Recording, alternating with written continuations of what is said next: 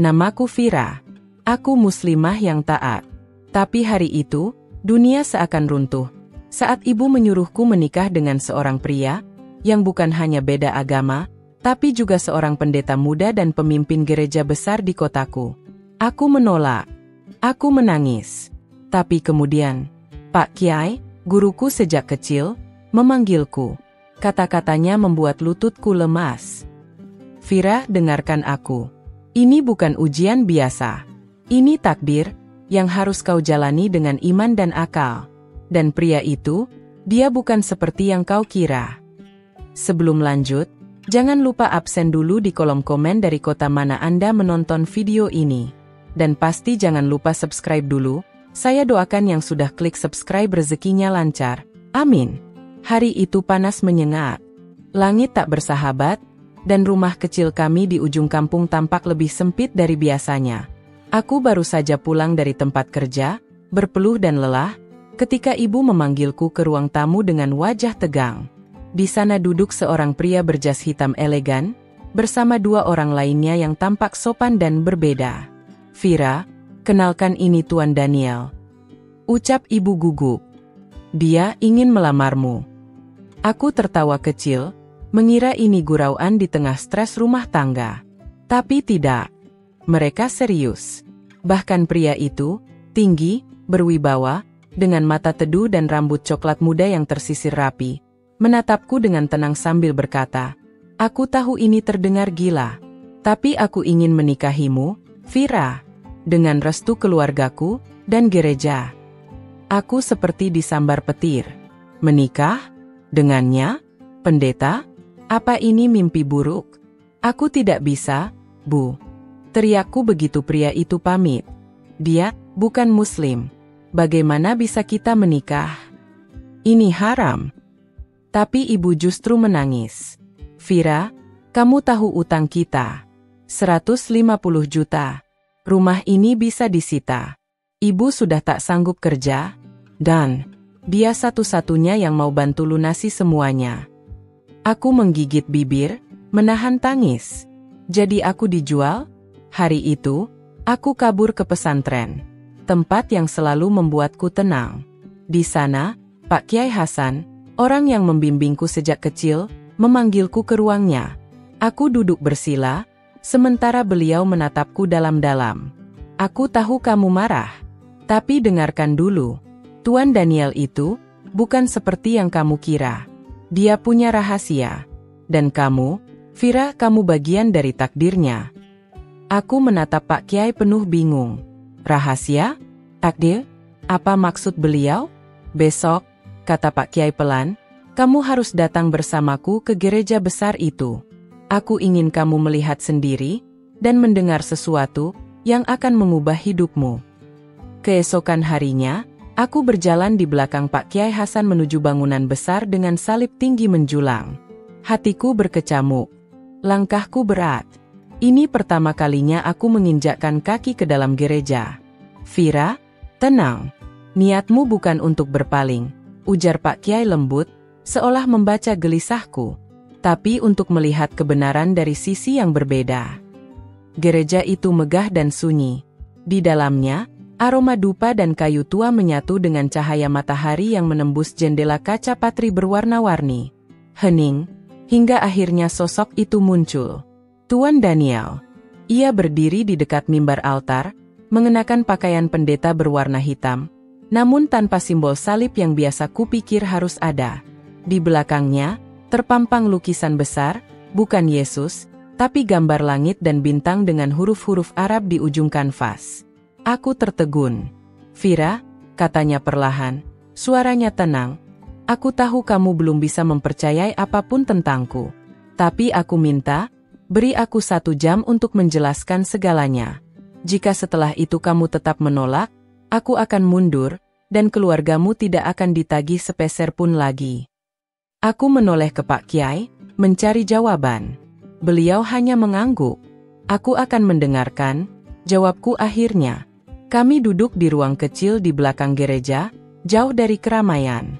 Daniel mengeluarkan sebuah kitab lusuh, berbahasa Arab dan Ibrani. Ia membuka halaman yang sudah menguning. Aku pendeta karena garis keluarga, ujarnya. Tapi darahku juga darah keturunan Muslim. Kakek buyutku berasal dari Aceh, seorang ulama yang menikahi perempuan Belanda saat dijadikan tawanan perang. Ia dipaksa menghilang dari jejaknya sebagai Muslim, dan garis itu berakhir padaku. Aku terdiam, antara percaya dan bingung. Aku tahu Islam, lanjutnya. Aku pelajari Quran secara diam-diam. Aku mengenal Tauhid. Tapi keluargaku dan gereja ini, mereka tak tahu. Aku dipersiapkan jadi pemimpin. Tapi hati ini selalu terikat pada satu hal, kebenaran yang tak pernah bisa kuabaikan. Matanya mulai berkaca-kaca. Dan sejak aku melihatmu, aku merasa Allah ingin memberiku jalan pulang. Aku menggigit bibir, bingung antara iba, takut, dan marah. Tapi kenapa harus aku? Tanyaku pelan. Karena kamu, satu-satunya yang bisa membantuku kembali. Bukan hanya sebagai istri, tapi sebagai saksi atas hijrahku yang tersembunyi. Aku tak butuh cinta, aku butuh keberanianmu. Seketika pintu diketuk. Seorang wanita tua masuk, ibunya. Ia menatapku sinis. Apakah ini gadis Muslim yang ingin kau jadikan istri? Katanya dingin. Kau benar-benar berani mempermalukan garis keturunan kita, Daniel. Wajah Daniel memucat. Ibu, tolong jangan sekarang. Wanita itu mendekatiku, tajam. Kau ingin merebut anakku dari kami? Kau pikir bisa menyeretnya keluar dari jalan yang sudah kami pilih? Aku berdiri, tubuhku gemetar. Tapi sebelum aku bicara, Pak Kiai masuk dan berdiri di sampingku. Maaf, Bu. Tapi anakmu sendiri yang mengetuk jalan ini. Dan jalan ini, bukan hanya tentang cinta, tapi tentang mencari kebenaran. Wanita itu terdiam, menatap Pak Kiai dengan kemarahan dan kekagetan bercampur jadi satu. Daniel menarikku keluar. Kita harus pergi. Ini belum waktunya. Tapi aku mohon, jangan tinggalkan aku, Vira. Aku akan berjuang untuk keimanan kita. Bersama. Aku ikut melangkah, masih limbung. Dalam hatiku ada badai. Tapi satu hal pasti, hidupku tak akan pernah sama lagi setelah hari ini. Setelah pertemuan penuh ketegangan di gereja itu, aku tak bisa tidur malamnya. Kata-kata Daniel terus terngiang. Aku tak butuh cinta, aku butuh keberanianmu. Apa aku siap menjadi bagian dari perang keyakinan yang selama ini hanya kubaca di buku sejarah? Apa aku sanggup menjadi pendamping seseorang yang hidup di dua dunia, dunia gereja, dan dunia iman yang selama ini kujaga? Keesokan harinya, rumah kami dilempari batu. Satu jendela pecah. Ibu menjerit. Aku lari keluar, dan hanya sempat melihat bayangan seseorang berlari menjauh. Di pagar, ada secari kertas bertuliskan huruf kapital. Jangan ganggu pendukung Tuhan kami. Tanganku gemetar. Aku tak tahu siapa yang mengirim ancaman itu, tapi aku yakin mereka dari kalangan fanatik dalam gereja Daniel. Mungkin pengikut garis keras. Mungkin keluarganya sendiri. Tak lama, Pak Kiai datang. Wajahnya lebih serius dari biasanya. Ia duduk di teras rumah dan meminta ibu membuatkan teh, lalu menatapku dalam. Vira, kamu sekarang berada dalam pusaran dua kekuatan besar, katanya pelan. Daniel bukan hanya sosok biasa. Ia simbol masa depan gereja itu. Banyak yang mengandalkannya. Dan jika ia berubah, akan ada yang menganggap itu pengkhianatan terbesar. Aku terdiam. Tak bisa membantah. Tapi, lanjut beliau, justru karena itu, kamu juga jadi satu-satunya yang bisa menyelamatkannya. Bukan hanya sebagai istri, tapi sebagai pelindung akidahnya yang mulai tumbuh. Pak Kiai, aku takut. Aku jujur. Takut itu wajar. Tapi jangan sampai takut membuatmu mundur dari kebenaran. Beberapa hari berlalu. Daniel tak bisa dihubungi. Nomornya tidak aktif. Bahkan pesan terakhirku hanya centang satu. Seperti dia hilang begitu saja. Aku mulai gelisah. Tak hanya karena perasaanku mulai terikat, tapi karena firasatku buruk. Dan firasat itu terbukti. Malam ketiga, seseorang datang ke rumah. Seorang pria tua berpakaian necis, membawa tongkat perak. Ia memperkenalkan diri sebagai pendeta agung gereja Santo Rafael. "Anakmu sudah terlalu jauh ikut campur dalam urusan kami," katanya pada ibu dengan nada dingin. Tuan Daniel telah dibawa ke tempat pemurnian untuk membuang keraguan dan godaan dari luar. "Tempat pemurnian?" tanyaku tajam. "Apa maksud Anda? Di mana dia?" "Jika kau ingin menemuinya, datanglah sendiri. Tapi jangan berharap keluar dengan keyakinan yang sama." Ia menyerahkan sebuah kertas undangan. Di atasnya tertera nama. Upacara penyucian hati, Tuan Daniel van de Vries. Tanggal, Sabtu malam. Lokasi, biara tua di puncak Gunung Pangonan. Aku mengepal tanganku. Di sanalah dia, dan bisa jadi, akan dipaksa melupakan Islam yang baru ia pelajari. Aku harus menyelamatkannya. Dan satu-satunya orang yang bisa menemaniku ke tempat itu adalah Pak Kiai. Sabtu malam itu, angin berembus kencang seperti membawa firasat buruk. Langit gelap, tak ada bintang. Hanya kabut yang menggantung tebal di udara, menyelimuti jalur sempit menuju Gunung Pangonan.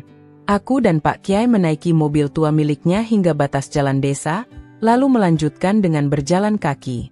Tidak ada sinyal. Tidak ada lampu jalan. Hanya cahaya lentera yang dibawa Pak Kiai dan degup jantungku yang semakin keras di dada. "Aku sudah mendengar tentang biara ini," kata Pak Kiai sambil menuntunku. "Tempat ini digunakan untuk ritual penyucian bagi pemimpin gereja yang dianggap menyimpang. Dulu, ada seorang biarawati yang ditemukan dalam kondisi tak sadar selama berminggu-minggu setelah dibawa ke sini." Aku menelan ludah. "Mereka akan menyiksa Daniel, ya, Pak Kiai?" Beliau tak menjawab. Tapi dari tatapannya, aku tahu jawabannya bukan kabar baik. Setelah hampir 2 jam mendaki, kami tiba di depan bangunan batu tua yang menjulang tinggi. Biara itu tampak seperti rumah hantu dalam mimpi buruk. Jendelanya tertutup, dindingnya ditumbuhi akar, dan suara burung hantu terdengar dari segala arah. Tapi yang paling mencengangkan, di gerbang biara, berdiri 2 pria berjas hitam dengan lambang salib terbalik di dadanya. Salah satunya menatapku lama, lalu berkata, "Kau Vira, bukan? Masuklah. Daniel sudah menunggumu, jika dia masih kuat untuk bertahan." Kami dibawa ke ruang bawah tanah. Semakin ke dalam, semakin pengap dan dingin. Dinding-dindingnya dihiasi lukisan dan simbol-simbol yang membuat bulu kudukku berdiri. Suara lantunan doa Latin menggema dari lorong-lorong. Di sebuah ruangan seperti sel tahanan, aku melihatnya. Daniel. Tubuhnya terikat di kursi kayu. Wajahnya penuh luka lebam. Bibirnya pecah. Tapi matanya tetap menatapku. Penuh harap. Penuh perjuangan. "Vira, kamu datang." Suaranya lirih. Aku ingin berlari, memeluknya, tapi ditahan oleh penjaga. "Waktunya belum," kata seorang pendeta lain dari sudut ruangan. Ia memakai jubah merah darah. Wajahnya keras seperti batu. "Pemurnian ini belum selesai," lanjutnya. Ia telah mengucap 2 kalimat syahadat dalam kesadaran penuh. "Maka untuk menyelamatkannya, kami harus menghapus semua yang ia pelajari dari kalian." Pak Kiai maju, tenang namun penuh wibawa. "Kau tak bisa menghapus apa yang sudah tertanam di hati. Keimanan bukan noda yang bisa kau cuci dengan air suci. Ia tumbuh dari kesadaran, bukan paksaan." Pendeta itu tertawa kecil, sinis. "Kalau begitu," katanya sambil menoleh padaku, "mari kita uji. Kita akan berikan pilihan pada Daniel, antara kembali menjadi pemimpin agung gereja, atau menyaksikan Vira, gadis yang ia cintai, dipaksa masuk ritual kami." Aku membeku. Daniel memekik. "Jangan sentuh dia. Kalau begitu, batalkan imanmu. Ucapkan kembali ikrar ke gereja," desak pendeta itu. "Tidak." Daniel berteriak. "Aku memilih Allah, aku memilih Islam. Kau bisa siksa aku, tapi jangan sentuh Vira." Tiba-tiba, salah satu penjaga menghampiri Daniel dan menamparnya begitu keras hingga darah mengucur dari hidungnya. Aku menjerit, "Hentikan!" Pak Kiai berdiri di depan Daniel, memeluk tubuhnya, melindunginya dari pukulan selanjutnya. Dan saat itulah, aku melihatnya. Salah satu pendeta muda di belakang ruangan menunduk. Tangannya gemetar. Air matanya menetes. Ia berjalan perlahan ke tengah ruangan dan berkata, "Cukup. Aku juga sudah lama menyimpan kebimbangan. Aku membaca Quran diam-diam setiap malam. Dan hari ini, aku tahu kebenarannya bukan di sini." Pendeta Agung menoleh tajam. "Apa maksudmu?" Pemuda itu menatapku, lalu Daniel. "Aku ingin ikut kalian. Bawa aku pergi dari sini." Suasana menjadi kacau. Para penjaga mulai ribut. Pak Kiai menarik tanganku. "Vira, ini kesempatan kita." Dengan bantuan pendeta muda yang membelot itu, kami membawa Daniel keluar. Tubuhnya lemah, tapi semangatnya hidup. Langit di luar mulai cerah sedikit demi sedikit. Matahari fajar muncul di balik kabut. Kami berhasil kabur dari neraka. Tapi aku tahu, ini baru permulaan. Pagi itu, kami berempat, aku, Pak Kiai, Daniel, dan pemuda pendeta bernama Elia, melarikan diri dari Gunung Pangonan dengan tubuh lelah dan luka di mana-mana. Kami bersembunyi di sebuah pondok kecil milik teman lama Pak Kiai, di daerah perbukitan terpencil yang tak tersentuh sinyal. Hening, dingin, dan jauh dari dunia luar. Daniel masih lemas. Bekas luka di wajah dan tubuhnya belum sembuh. Tapi di matanya, untuk pertama kalinya aku melihat cahaya. Cahaya keyakinan. "Aku bersyahadat dengan seluruh jiwaku," katanya lirih malam itu, saat kami duduk berdua di bawah langit penuh bintang. "Dan kamu adalah sebab yang Allah kirimkan agar aku melihat cahaya itu." Hatiku bergetar. Tapi aku tahu, kenyataan tidak akan seindah itu. Karena keesokan paginya, masalah baru datang. Ponsel akun media sosialku dibanjiri komentar penuh kebencian. Foto-fotoku dengan Daniel disebar. Namaku dicaci. Muslimah pembelot. Gadis yang menjual agamanya demi pria kafir. Bahkan beberapa menyebutku murtad. Padahal, aku justru sedang memperjuangkan keimanan seseorang. Ibu di rumah juga mulai ditekan tetangga. Warung kecilnya sepi. Anak-anak mencibir saat lewat depan rumah kami. Bahkan, beberapa orang masjid di kampung mulai menjauh dari keluarga kami. Aku menangis dalam diam. "Kenapa umatku sendiri yang paling dulu menghakimi?" tanyaku pelan pada Pak Kiai. Beliau hanya mengelus kepalaku. "Karena mereka hanya melihat kulit, bukan isi. Mereka lihatmu dekat dengan pendeta, tapi tak tahu bahwa pendeta itu sedang hijrah." Elia, si pendeta muda yang kini mengenakan sarung dan belajar wudhu setiap pagi, juga mengalami tekanan dari dalam dirinya. "Aku belum sepenuhnya lepas dari doktrin masa lalu," katanya. "Kadang aku masih mengigau dalam doa Latin saat tidur. Tapi, aku merasa damai ketika bersujud." Lalu datang berita buruk berikutnya. Daniel dicoret dari seluruh silsilah keluarga Van de Vries. Semua asetnya dibekukan. Keluarganya membuat pernyataan resmi bahwa ia hilang secara spiritual dan tidak diakui lagi. Dengan kata lain, Daniel kini bukan hanya orang asing, tapi juga tanpa rumah, tanpa uang, tanpa perlindungan. Dan aku mulai mempertanyakan segalanya. Cinta ini, perjuangan ini, semua rasanya begitu menyesakkan. Hingga pada suatu malam, saat hujan deras mengguyur pondok, Daniel berdiri di hadapanku dengan pakaian sederhana dan luka yang sudah mengering. Ia bersujud, lalu bangkit, menatapku dengan mata lembut. "Vira, akan kau nikahi aku, sebagai seorang muslim, bukan sebagai pendeta?" Aku terdiam. Air mataku jatuh.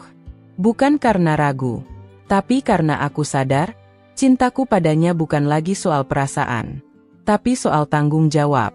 Tanggung jawab atas jiwa yang berhasil kutarik keluar dari jurang, dan kini sedang kutuntun menuju cahaya. Hari-hari kami di pondok tersembunyi diisi dengan persiapan sederhana. Daniel, yang kini memilih nama Dani Hilmi, belajar sholat 5 waktu, berlatih membaca Quran dengan terbata-bata, dan kadang menangis saat mendengar azan subuh menggaung di kejauhan. Aku tak pernah melihat seseorang berubah secepat itu. Tapi aku juga tahu, Perubahan besar selalu mengundang badai. Dan badai itu datang dari orang yang tak kuduga.